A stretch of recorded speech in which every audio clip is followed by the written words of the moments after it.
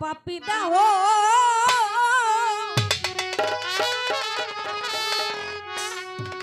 সবে চন্দন হবে হবে ও দয়া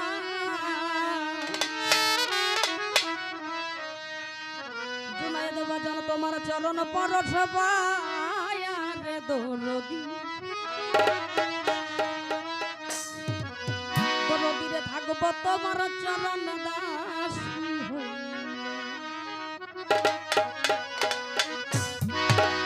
জনমে জনমে আমার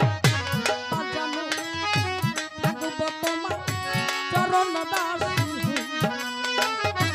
জনমে জনমে থাকবো তোমার চরণ দাসী ও ওরে আমার পাপি দাহ ধন্য হবে আরে ও বাজা পাপি দাহ ধন্য হবে ও দয়াল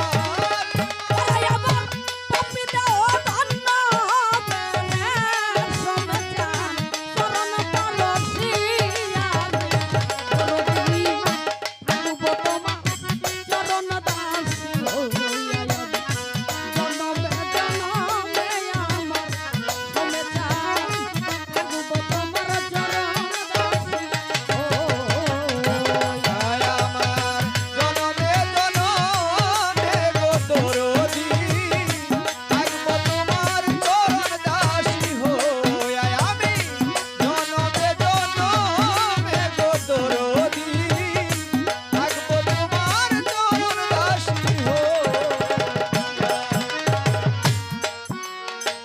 আজ আমি কেমন জানি হয়ে গেলাম সমে চাঁদের রূপে নয়ন দিয়া রে মজান রূপে নয়ন দিয়া ও দয়া এমন জানি হইয়া গেলাম গো তোমার রূপে নয়ন দিয়া দরদি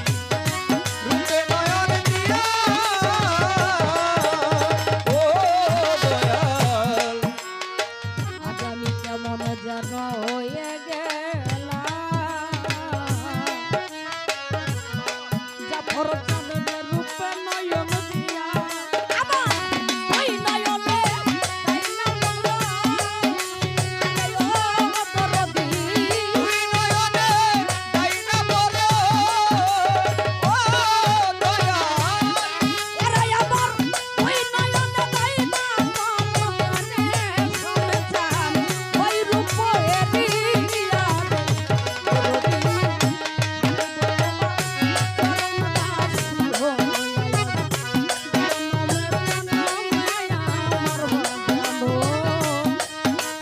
আর চরণ দাসী হইয়া আমি জনমে জনমে গো দরদি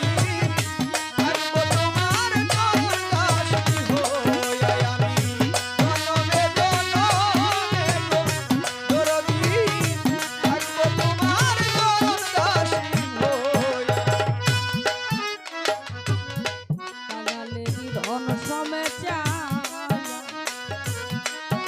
হুসেন শাহ বাবা সাথী বাবা কয়া লুকাইয়া আমার ধরো টাকালারি ধন গো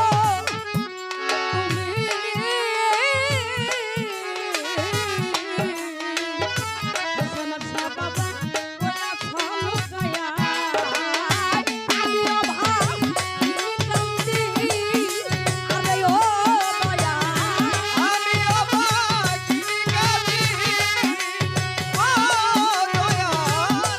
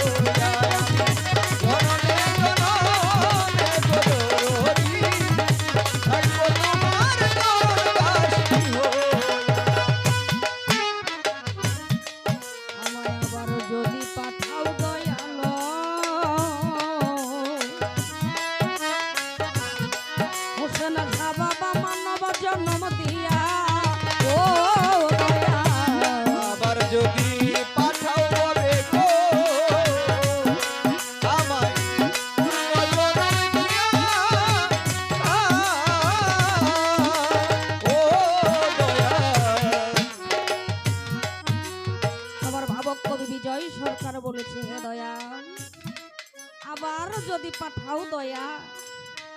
আমার এই ভব সংসারে একজন গুরু ভক্ত মায়ের কোলে তুমি আমার জন্ম দিও মোর।